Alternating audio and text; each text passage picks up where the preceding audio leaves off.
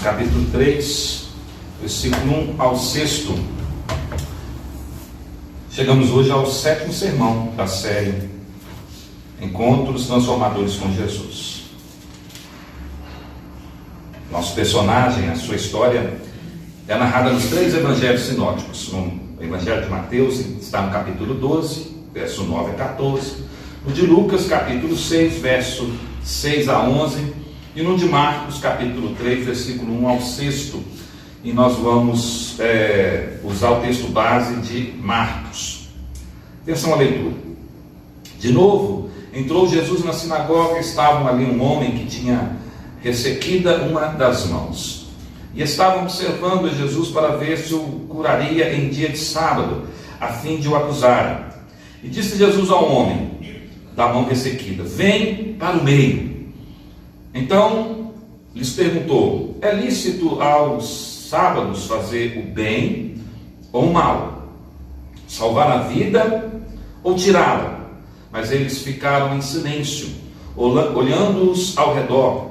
Indignado e condoído com a dureza do seu coração, disse ao homem: estende a mão. Estendeu-a, e a mão lhe foi restaurada. Retirando-se os fariseus, conspiravam logo com os herodianos contra ele, em como lhe tirariam a vida. Irmãos amados, há 2 tipos de religião: a religião da vida e a religião da morte. A primeira tem como finalidade adorar a Deus e salvar o homem. A segunda é prisioneira de ritos e escraviza as pessoas. A primeira forma de religião adora a Deus e serve aos homens. A segunda centraliza-se em regras humanas e oprime os aflitos. Para o fariseu, a religião era um ritual que consistia em obedecer acerca de leis e normas. Para Jesus, entretanto, a verdadeira religião era servir a Deus, seu Pai, e ao próximo. Jesus nos ensina sobre a verdadeira religião, que é a religião da vida. Ele tinha 3 compromissos fundamentais em seu ministério. Em primeiro lugar, Jesus tinha o hábito de ir à casa de Deus. Em tempos em que vivemos, onde cresce o número dos chamados desigrejados, daqueles que acham que podem servir à causa do reino, ao Evangelho de Cristo ficando em suas casas, é notório observar que Jesus jamais seria um desigrejado. Não era isso o seu costume. Ao contrário, ele tinha o costume, provavelmente também aprendido com seus pais, Maria e José, desde a infância, de ir à casa do Senhor, na sinagoga. Ele era assíduo à casa de Deus. Hoje, Jesus continua assíduo à sua casa. Ele está no nosso meio, nesse instante. Enquanto a igreja de Cristo, a sua igreja espalhada na face da terra, se reúnem no dia do Senhor para adorar, ali ele está presente com o seu Espírito. Ele não deixou de frequentar a casa do Senhor, nem mesmo agora que está num alto e sublime trono, mas com o seu Espírito ele se manifesta. Quando Jesus entrou naquela sinagoga ali no dia de sábado, ele viu 2 classes de pessoas. Primeiro, ele viu gente mirrada. Havia um homem doente, encolhido, machucado pela vida, com a mão direita seca naquela sinagoga. Possivelmente, irmãos, aquele homem foi trazido pelos próprios fariseus, talvez com o objetivo de produzirem provas contra Jesus para o acusarem de cometer sacrilégio no dia de sábado. O melhor que ele tinha estava seco e mirrado. Há pessoas também mirradas ainda hoje, no meio da congregação. Gente com deformidades físicas, deformidades emocionais, deformidades morais. Gente que carrega o peso dos traumas e das avassaladoras deficiências. Segundo, havia ali também gente cética. Ali estavam os escribas, os fariseus, observando atentamente o que Jesus ia fazer, não para adorá-lo, não para se render a ele, mas para criticá-lo. São os tais fiscais da vida alheia, e seguiam por onde Jesus fosse. Eles tinham sempre um desses fiscais à sua espreita, a fim de encontrar um motivo para acusá-lo. Eles eram detetives, e não seguidores de Jesus. Eram acusadores e não adoradores. Eles não estavam na sinagoga para adorar a Deus, nem para aprender a sua palavra. Não era esse o seu objetivo. E ainda hoje, irmãos, há muitas pessoas que lotam as igrejas não para adorar a Deus, mas para observar a vida alheia e criticar o pregador. Muitos vão à igreja e saem libertos, salvos, perdoados. Outros vão e saem piores do que entraram, mais duros e mais culpados. Jesus tinha o hábito de ir à igreja. Em segundo lugar, Jesus tinha o hábito de ensinar a palavra de Deus. Jesus veio ao mundo para pregar o evangelho, no qual ele é a notícia principal, as boas notícias da parte do Pai. Ele chama a si mesmo de mestre. Ele tinha um alto conceito das escrituras. Ela é a verdade, ela é o espírito e vida. Ela testifica sobre ele mesmo, Jesus. Ela liberta, disse ele lá em João 8,32, conhecereis a verdade, ou a palavra, e ela vos libertará. Mais uma vez, Jesus entra na sinagoga, agora em Cafarnaum, cidade onde ele escolheu para residir no seu ministério terreno, com o propósito de ensinar. Era este o seu costume, o do bom mestre. Em terceiro lugar, Jesus praticava a boa religião também, socorrendo os aflitos e necessitados. Ele não somente frequentava a igreja, ele não somente ensinava, mas ele botava em prática toda a sua compaixão. O ministério de ensino não pode ser separado do ministério do socorro. Precisamos falar e fazer, ensinar e agir ao mesmo tempo, irmãos. Jesus não apenas ensinava a palavra, ele também socorria os aflitos. Ele não via as pessoas apenas como um belo auditório, mas como pessoas que cada uma tinha sua própria história e que precisavam ser socorridas em suas aflições. Jesus curou este homem da mão ressequida, que também nós não sabemos o nome, ainda que isso tenha despertado a fúria dos fariseus contra eles. Nessa noite, irmãos, nós queremos extrair daqui 3 ensinamentos a respeito desta passagem. A primeira delas que vamos observar aqui é, para a nossa reflexão, quanto vale a vida para os religiosos legalistas? Quanto vale uma vida? Quanto vale uma vida para os fariseus? Os textos nos revela que os fariseus não valorizavam a vida humana, e provamos isso através de 3 fatos. Em primeiro lugar, eles dão mais valor aos rituais que a vida humana. Estão mais preocupados com a liturgia do culto do que de um homem ser salvo, de um homem ser curado. Jesus já havia ensinado que o sábado fora criado por causa do homem.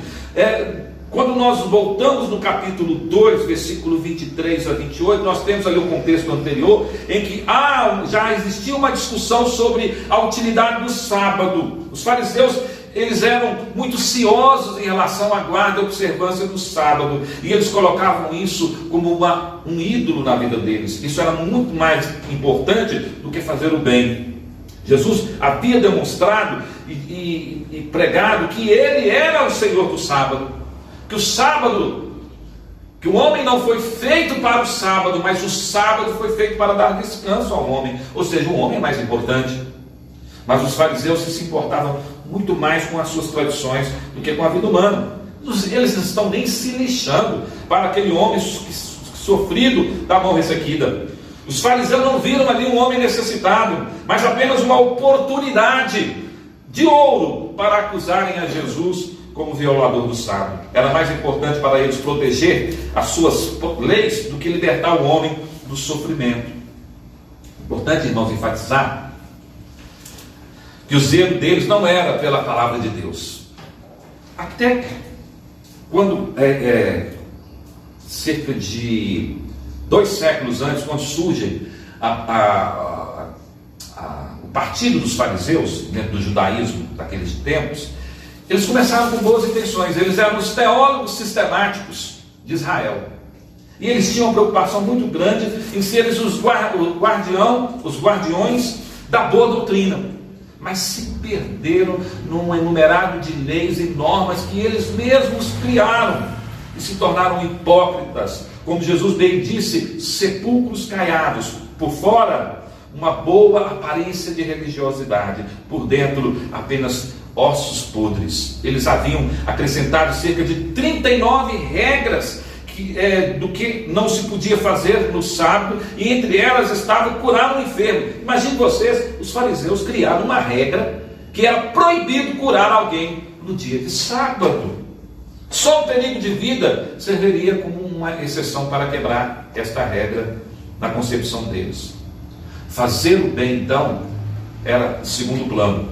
O entendimento embotado dos fariseus ao verem Jesus curando um homem no sábado levaram-nos à conclusão de que a sua autoridade não procedia de Deus. Ora, Jesus não se enquadrava nas suas regras, mas Jesus revelou que suas tradições eram ridículas. Deus, louvado seja o seu nome, é Deus de pessoas e não de tradições engenhosamente fabricada pelos homens. Existe sim a boa tradição, mas ela está abaixo da palavra de Deus. E o interesse em fazer o bem e promover a libertação do nosso próximo deve ser prioridade. O melhor tempo para socorrer alguém é quando ele está passando por uma necessidade, e não deixar o tempo passar. Em segundo lugar, eles dão mais valor à aparência do que à própria verdade. Ter aparência é mais importante do que expressar a verdade. Eles estavam à espreita para acusar Jesus caso ele curasse o enfermo. Consideraram isso um pecado mortal. Eles atacaram Jesus por fazer o bem, mas saíram da sinagoga para tramarem a sua morte. Eles achavam que Jesus estava quebrando o sábado ao fazer o bem, mas não se viam transgressores do sábado ao praticarem o mal. É aquela dito que Jesus falou, né? Certa vez, coavam um mosquito e engoliam um camelo. Eles eram mais leais a um sistema religioso do que ao próprio Deus. O que era pior, irmãos? Restaurar a saúde de uma pessoa enferma num dia de sábado, como Jesus fez, ou tramar a morte e alimentar ódio por uma pessoa inocente, como os fariseus faziam em pleno sábado. Deveria Jesus estar envergonhado de fazer o bem? E eles não estavam envergonhados de fazer o mal? Diante dessa situação, eles nada responderam, mas saíram às espreitas para agir com maquinação diabólica contra Jesus. Mas Jesus, na sua sabedoria e onisciência, ele apanha os fariseus com uma pergunta perturbadora. Ele pergunta: é lícito, é correto, é justo nos sábados fazer o bem ou fazer o mal? Salvar a vida ou tirá-la? Os fariseus ficam sem respostas. Nenhum cristão deve hesitar em fazer o bem no dia do Senhor. O exercício da misericórdia também é chamado dia da misericórdia, o dia do Senhor. O exercício da misericórdia, a cura do enfermo, o alívio da dor do aflito, deve ser sempre praticado sem receio. Quantas pessoas no dia de hoje estão dentro de uma igreja séria que esteja pregando o verdadeiro evangelho, estão recebendo agora o bálsamo da cura, estão recebendo agora o toque transformador, um encontro transformador com Jesus. Fazer o bem no dia do Senhor não é certamente buscar o nosso próprio prazer ou o nosso próprio lucro. Em terceiro lugar, aqueles fariseus, eles davam mais valor a um animal do que a um ser humano. Os fariseus haviam perguntado a Jesus se era lícito curar no sábado. Ao que Jesus respondeu: qual dentre vós será o homem que, tendo uma ovelha, e num sábado esta cair numa cova, não fará todo o esforço tirando-a dali? Ora, quanto mais vale um homem do que uma ovelha? Logo é lícito nos sábados fazer o bem. Os fariseus eram capazes de, no dia de sábado, parar o que estavam fazendo para ir socorrer uma ovelha, mas não um homem. Eles davam mais valor a um animal que a um homem doente.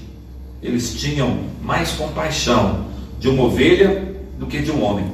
Valorizavam mais os ricos, os animais e o dinheiro do que o ser humano. Irmãos, nós não estamos vivendo tempos tão diferentes assim nos nossos dias. Existem pessoas que elas dão mais valor a um bicho, a um animal, que deve ser tratado com dignidade, porque é criatura de Deus, sim, não com maus tratos, Mas existem pessoas que são tão fanáticas. Agora existe o tal chamado mãe de pet, pai de pet, né? Eu sou pai de pet. Geralmente são pessoas mais frustradas que ou não querem, ou não podem ter filhos, ou não querem ter filhos, mas adotam um cachorro, um gato, ou qualquer outro animal de estimação para chamar de meu filho ou minha filha. E nada contra animal de estimação. Lá em casa eu tenho um zoológico. Mas o fato é que a vida humana, o ser humano, é muito mais importante do que um animal. E nós vivemos dias assim.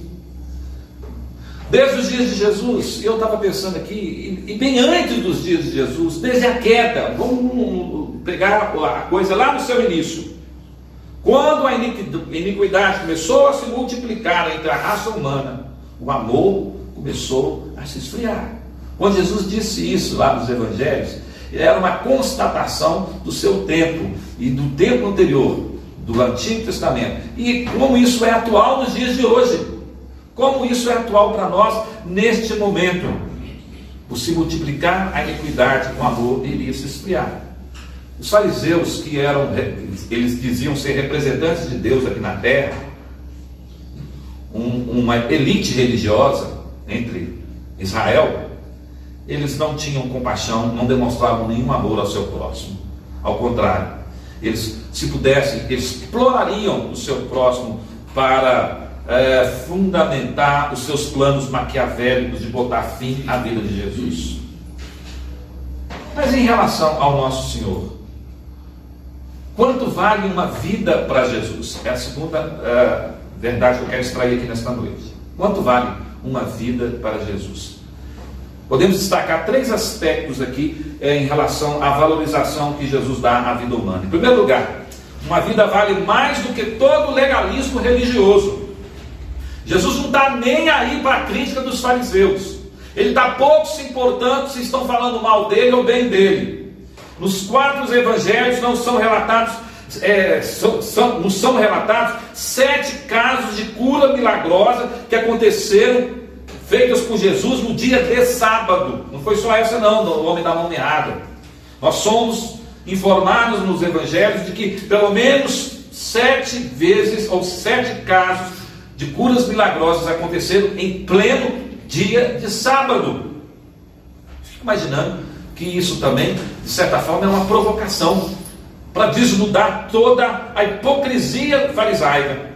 Os escribas e fariseus estavam mais preocupados com leis e ritos sagrados engendrados por eles mesmos e não com a salvação dos perdidos. A religião deles oprimia em vez de libertar. Quanto mais zelosos da religião, mais longe de Deus e dos homens eles estavam. Eles se julgavam melhores, soberbos, arrogantes, se julgavam melhores do que os outros mortais. Eles tinham medo de se envolver com as pessoas necessitadas, mas gostavam de aparecer para serem bajulados e elogiados pelas pessoas quando davam as suas esmolas ou quando faziam suas orações públicas. Jesus ele toca no âmago da questão quando perguntou aos fariseus: é lícito nos sábados fazer o bem ou fazer o mal? Salvar a vida ou tirá-la? Mas eles ficaram em silêncio, não tem resposta. Ou sabem que a resposta os colocará em situação difícil. Jesus não revogou a lei, mas ele interpretou a lei com base no amor e na caridade.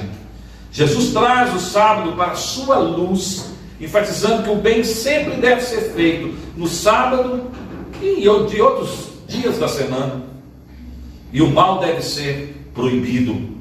Os fariseus transformaram o lícito em transgressão e o ilícito em liturgia. A intenção de Jesus de curar confronta a intenção dos fariseus de matar.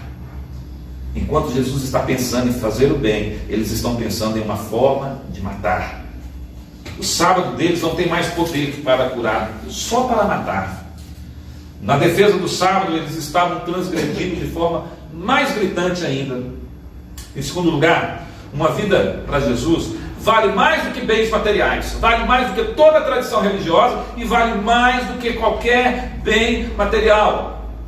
O próprio Evangelho, Jesus disse: o que adianta o homem ganhar o mundo inteiro e perder a sua alma? Que valor tem as coisas materiais diante da alma de um ser humano? Os escribas e fariseus estavam prontos para tirar uma ovelha de um buraco no sábado, mas não aceitavam que aquele homem fosse curado no sábado. Para eles, uma ovelha valia mais do que um homem. Hoje, também, muitos valorizam mais as coisas que as pessoas. Usam as pessoas e amam as coisas. Tem gente que ama mais um cachorrinho de estimação do que as pessoas doentes, necessitadas e aflitas. Temos mais pressa em ganhar dinheiro do que ver os perdidos alcançados. Em terceiro lugar, uma vida para o Senhor Jesus vale mais do que até mesmo a sua própria vida. Que coisa maravilhosa! Que amor tão grande é esse? Jesus sabia que a cura daquele homem da mão mirrada desencadearia, como desencadeou realmente, uma perseguição a ele, que culminaria com a sua morte de cruz. Jesus já estava caminhando ali, passo a passo, em direção à cruz, mesmo que o seu ministério ainda estivesse no início. Ele já sabia disso. A trama dos fariseus demorou anos, no mínimo 2 anos, para se concretizar. Mas Jesus assinou sua sentença de morte quando ele desafiou a tradição dos homens em fazer curas nos dias de sábados. A partir dali, os fariseus começaram a perseguir a Jesus e a orquestrar com os herodianos, que eram outro partido judaico, a sua morte. Marcos é o único evangelista que fala desta coligação espúria entre os escribas e fariseus com os herodianos para tramarem a morte de Jesus. Os herodianos eram um partido judeu radical que esperava restaurar o trono através da linhagem de Herodes, o Grande. Eles apoiavam o domínio de Roma sobre a Palestina e assim estavam em direto conflito com os líderes judeus, os separatistas. Os fariseus e herodianos não tinham nada em comum, até Jesus ameaçá-los. Eles eram inimigos.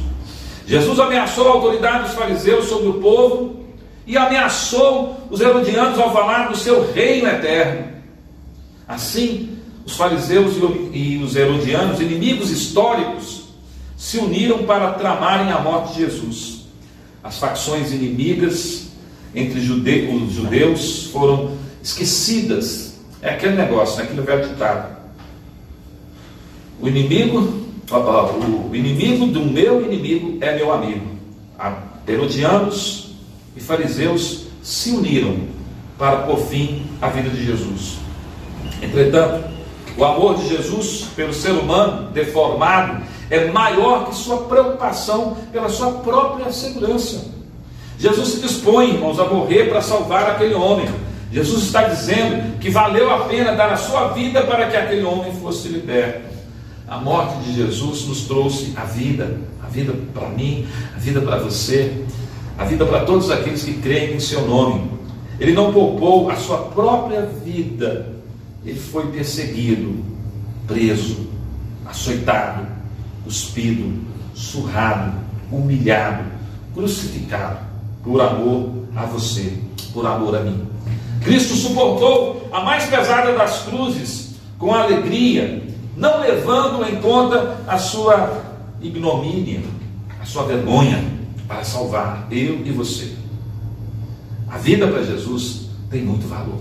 Sua vida tem muito valor. A vida dos eleitos tem um valor preciosíssimo. Ele faria tudo de novo, se precisasse. Mas não precisa, porque o seu sacrifício foi perfeito. Foi uma única vez, para todo sempre. E seus efeitos permanecem até hoje.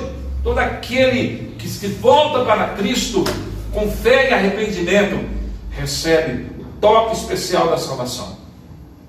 Em terceiro lugar, nós podemos examinar aqui nessa noite também qual foi o método que Jesus usou para curar este homem. Destacamos 5 estágios aqui deste método usado por Jesus. Em primeiro lugar, ele relevou os motivos secretos do coração dos críticos. Relevou, não quis nem saber.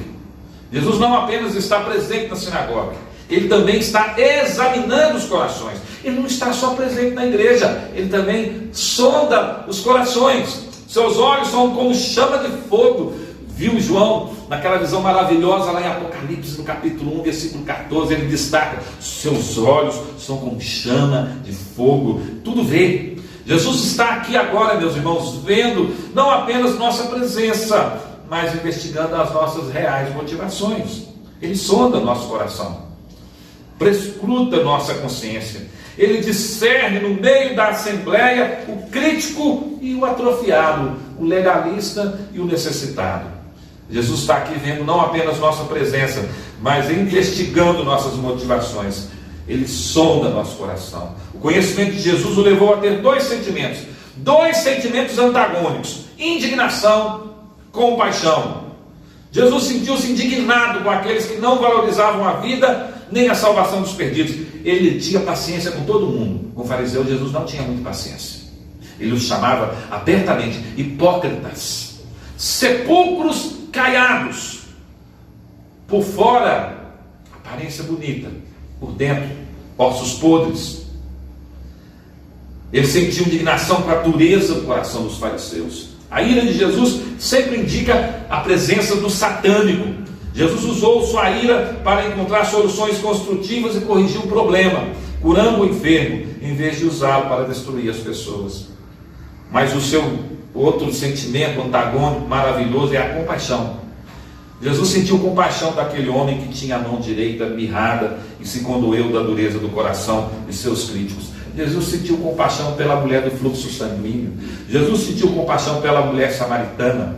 Jesus sentiu compaixão pelo leproso. Jesus sentiu compaixão pelo homem da mão mirrada. Todos esses movimentos são movimentos de amor. Em segundo lugar, encorajou o homem da mão atrofiada a assumir publicamente sua condição.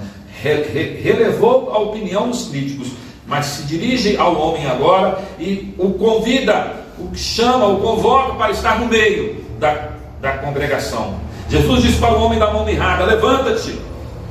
Aquele homem estava prostrado, caído, cabisbaixo, derrotado, vencido, sem se expor no meio da sinagoga.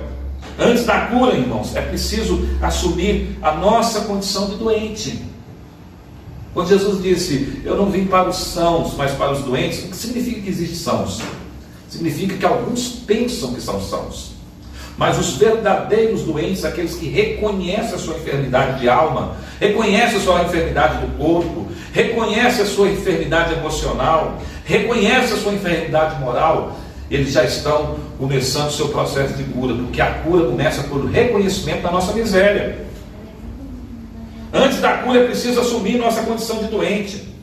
Não se esconda, rompa com os embaraços, saia da caverna, do anonimato, reconheça suas necessidades, declare-as publicamente em oração. Lucas diz que ele se levantou, este homem, e permaneceu em pé. Em terceiro lugar, Jesus encorajou o homem da mão atrofiada a vencer os seus complexos. Jesus disse para o homem da mão atrofiada: vem para o meio, onde todos poderão te ver. Aquele homem vivia se escondendo, tinha vergonha de sua mão seca, tinha complexos provavelmente de inferioridade, tinha vergonha do seu corpo, tinha traumas não curados. Ele vivia na periferia, escanteado, se escondendo por causa de suas emoções amassadas e de uma autoestima achatada. Antes de curar-nos, Jesus quer que nos despojemos de toda máscara, todo disfarce. Antes de Eliseu curar Naamã, por exemplo, só para citar um exemplo aqui do Antigo Testamento, ele mandou mergulhar no rio Jordão 7 vezes. E por que ele fez isso? Alguns entendem que ele fez para que ele se despojasse de sua armadura, porque aquele homem, quando botava a armadura, ninguém percebia que ele estava com lepra, mas quando ele tirava, todos viam aquela figura que estava sendo comida pela lepra. Para entrar no rio Jordão, ele não poderia entrar com armadura, ele teria que entrar sem armadura, sem o disfarce, sem a maquiagem. É assim que o Senhor nos convida a estar na sua presença. Vamos tirar as máscaras, vamos tirar a maquiagem, vamos tirar as armaduras, da onde nós nos escondemos muitas vezes com vergonha, constrangidos. Não precisamos sentir constrangimento diante do olhar do nosso Senhor, porque Ele não nos olha para condenar, Ele não nos olha para nos menosprezar, Ele não nos olha para humilhar, mas Ele nos olha com um olhar de compaixão para nos abençoar. Em quarto lugar, Jesus encorajou aquele homem da mão atrofiada a exercitar sua fé. Jesus lhe disse: estende a mão. O médico Lucas nos informa que era sua mão direita e ela estava ressequida. A palavra grega traz a ideia de secar, ficar seco, murchar, ficar murcho. Aquela era uma causa perdida para os homens, mas Jesus lhe dá uma ordem. Aquele homem deveria exercitar sua fé e fazer o impossível mediante a palavra de Jesus. A palavra de Jesus tem poder. A ordem de Jesus. Então aquele homem crispado relaxou-se, e o que estava imóvel se moveu. Em outro momento, depois de uma pescaria fracassada, Jesus disse a Pedro: faza-te ao largo, lançai as vossas redes para pescar. Pedro atendeu a ordem de Jesus e apanhou grande quantidade de peixes. Está registrado lá em Lucas capítulo 5, versos 5 e 6. No tanque de Betesda, Jesus disse para um homem que estava preso à sua cama, como paralítico havia 38 anos: levanta-te, toma teu leito e anda. Está lá em João 5,8. Diz o evangelista que imediatamente o homem se viu curado e, tomando o leito, pôs-se a andar. Lázaro, que exemplo maravilhoso, lá em João capítulo 11, estava 4 dias morto, mas Jesus dirige-se a este morto e clama em alta voz: Lázaro, vem para fora. O morto ouviu a voz de Jesus e voltou à vida. Irmãos, é preciso exercer a fé, crer no sobrenatural, crer no impossível. Aquilo que é impossível para nós, homens, para Deus é possível. A fé realmente é a mão estendida para receber as bênçãos de Deus, mas é preciso também ter uma iniciativa de nossa parte. Em quinto e último lugar, ele realizou na vida do homem da mão atrofiada um grande milagre. A semelhança do que aconteceu com o leproso e com o paralítico, Jesus deu a este homem sua vida de volta. Jesus curou sua autoestima e curou seu corpo. A cura foi instantânea e completa. Ele estende a mão e imediatamente ela se torna restaurada.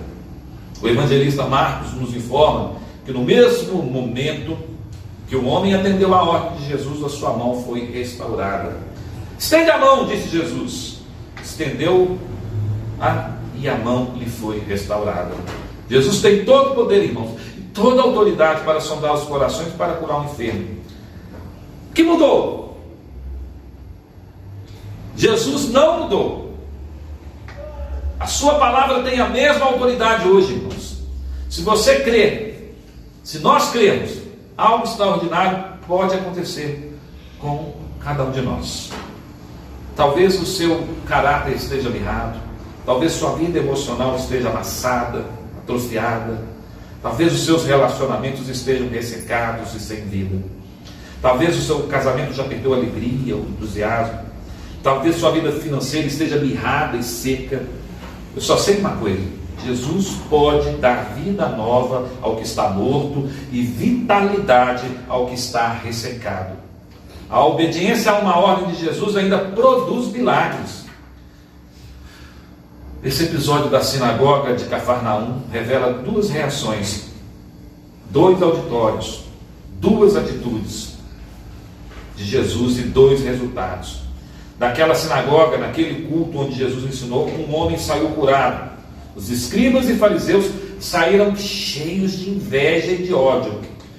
Isso prova que o mesmo sol que amolece a cera endurece o barro.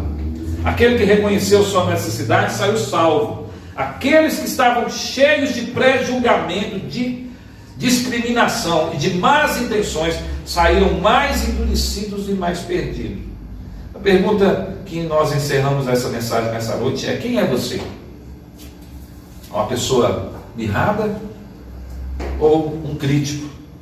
Uma pessoa necessitada ou um julgador? Como você vai sair aqui desse episódio? Curado? Perdoado? Salvo ou mais endurecido? Que Deus nos dê graça. que nos abençoe a todos. Vamos orar. Pai Celestial, Deus bendito, sela no nosso coração o que ouvimos e o que cremos. E faça, Senhor, um milagre transformador na vida de cada um de nós. O Senhor sabe, conhece qual é a área de nossa vida que está estagnada, está mirrada, ressecada, que precisa do óleo da tua unção, o óleo do teu Espírito, o toque especial do Senhor, o olhar da tua compaixão mirando-nos nesta área. Abençoa-nos, ó Deus, e faça o teu rosto resplandecer sobre nós e nos dê a tua paz. Traga-nos cura, Senhor, para essas áreas ressecadas de nossa vida. Pode ser nossa vida espiritual, nossa vida de oração, pode ser, ó Deus, nossa vida emocional, sentimental, pode ser a nossa vida financeira. Tantas são as áreas, ó Deus, que podem estar neste momento ressecadas em nosso viver. Pode ser dentro do nosso lar. Senhor, opera maravilhas e faça com que o teu óleo, o óleo do teu Espírito, ó Deus, amoleça essas áreas ressequidas e revitalize, Senhor. Tu tem poder para fazer isso. Toca, um toque transformador. Queremos sair dessa noite aqui crendo que isso vai acontecer nas nossas vidas, que está acontecendo a partir deste momento em que cremos. Em obediência ao Senhor, nos colocamos disponíveis, ó Deus, para que o Senhor possa fazer um milagre na nossa vida. Assim oramos, agradecidos em nome de Jesus. Vamos ficar de pé, irmãos, vamos receber a bênção. Leva-nos em paz, ó Deus, aos nossos lares, despeça-nos debaixo da paz preciosa de Cristo. Guarda as nossas vidas, Senhor, de nossa família, de nossos irmãos, daqueles que não puderam estar conosco nesta noite. Dá-nos uma semana abençoada e livra-nos de todo o mal. No nome de Jesus oramos, amém. Que a graça e a paz de nosso Redentor e Salvador Jesus Cristo, o amor de Deus nosso Pai, Criador e sustentador do universo, as doces e terras consolações do Espírito Santo, o seu poder, a sua iluminação, repouse sobre cada um de vós, queridos irmãos, e sobre toda a igreja de Cristo, espalhada sobre toda a face da terra, hoje e para todo sempre. Amém.